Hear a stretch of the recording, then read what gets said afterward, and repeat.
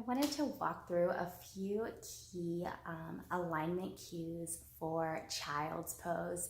It's such an important pose, especially in stress management, especially in the times that we're in right now. It's a pose that you can really get into and out of anywhere, and it can really help calm your breath, calm your heart rate, and bring you back to the present moment, which can really help in a stressful situation or in when you're trying to calm yourself down a little bit.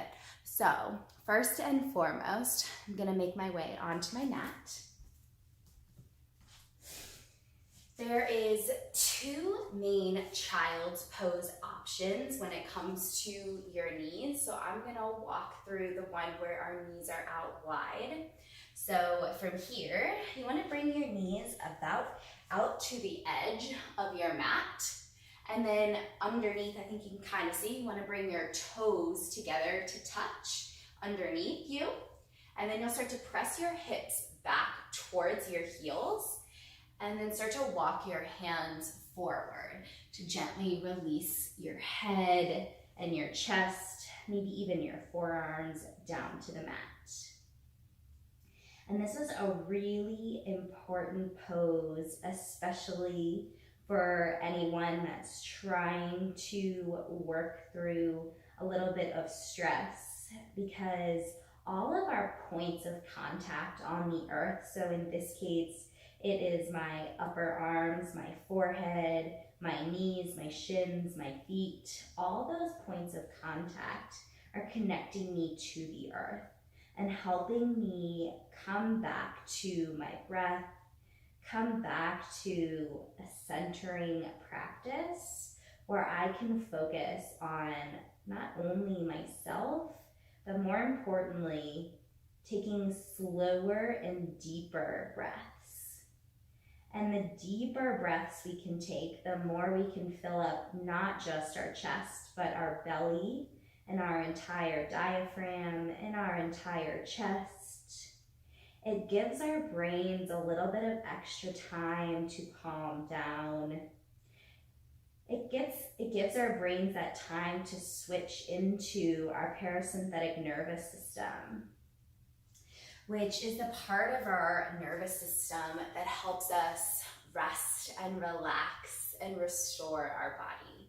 So it's important that we have and start to add in practices that can switch us from our sympathetic nervous system, that fight, flight, freeze, where your adrenaline's pumping, your heart is pumping, back into our parasympathetic nervous system, where we can start to relax again, where we can not only breathe in the top of our chest, but we can really breathe all the way down from our belly, through our chest, and then all the way up. So our second child's pose option is not only with your knees out wide, but you can bring your knees in together, and then your feet will still stay together behind you. And then from here, we do the same thing. You bring your heels close to your glutes. You start to bring your forehead down, maybe bring your forearms down and your hands down on the mat. And you just breathe here.